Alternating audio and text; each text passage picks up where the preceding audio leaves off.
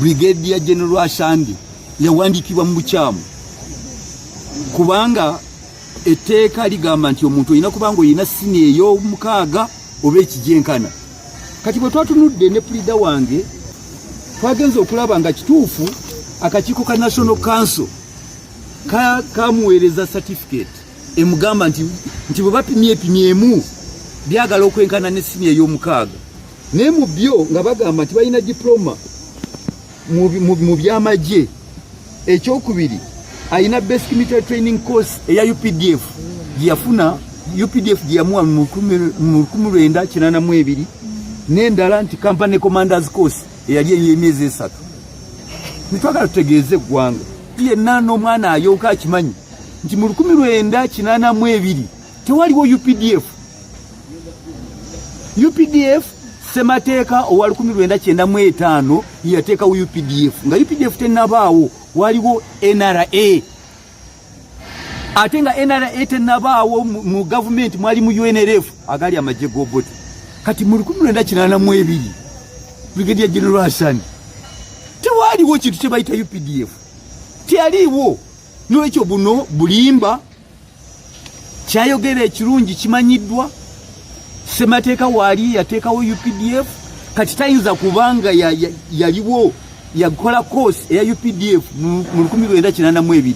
Kati okuva National Council for Education bwetuwadde empagi 3 ez'ebiwandiiko kwe yasinziira kubanga ali mu kateebe talina PLE yagigwa emirundi 2 75 7 kagera n'agwa ekinuuka kubanga era tali kituufu yagambye yasomera kinuuka kituufu naye yagwa.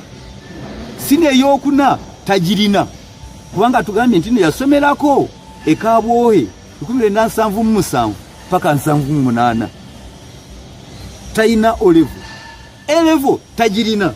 Kati nawada ateekeko transcript y'enkumba n'enkumba negamba nti ono akyali muyizi talina kiwandiiko kimulaga nti no yagita tanaba graduate. Omala ku graduate nga nolyoka ogamba oyina degree gy'atayina mu nomination ye.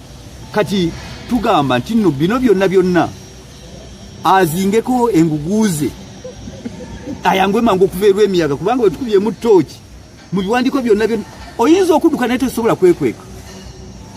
Bwe tukubye mu tooki mu biwandiiko byonna temuliimu kiraga nti no ayina ekyenkanankana ne advanced certificate of education. Kati okwemulugunya kwaffe kusinzidde ku bino okumugamba Electoral Commission batuwa okutusanga ennaku z'omwezi 4 lwe lwaleero tubenga tutaddemu okwemulugunya. Buli yenna alina okwemulugunya ateekemu okwemulugunya. Ate bo balina wiiki emu okubanga batudde nga basazeewo. Kati abamundabirako yonna gyali luli yeemulula n'ayingira munda nga siriiwo.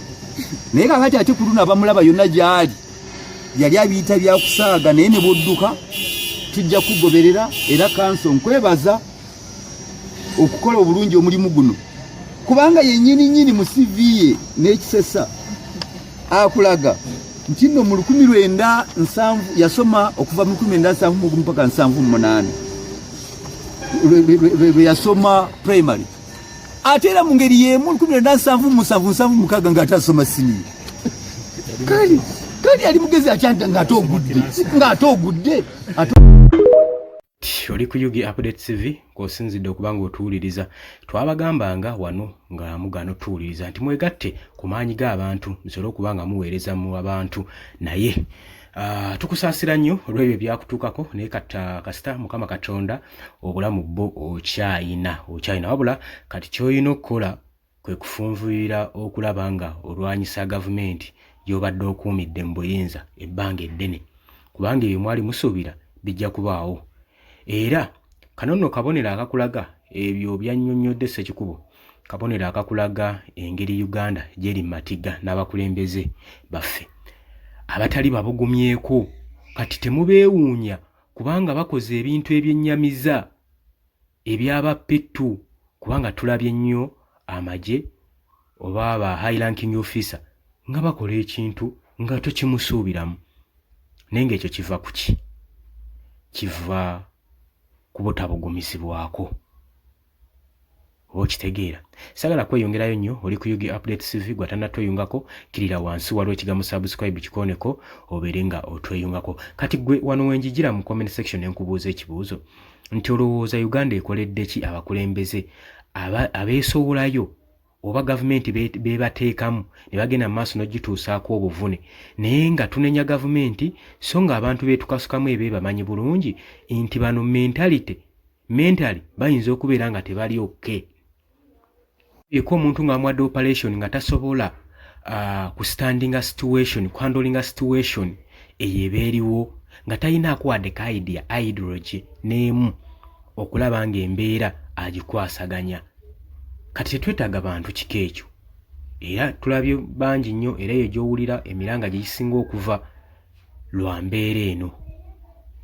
Weetaaga mu Uganda okukolebwawo akasengejja ba high ranking officers Munnayuganda ategeereddwa alina okulankingibwa position ki biki byalina okuba nga yeetaagisa qualifications ezeetaagisa esimalayo.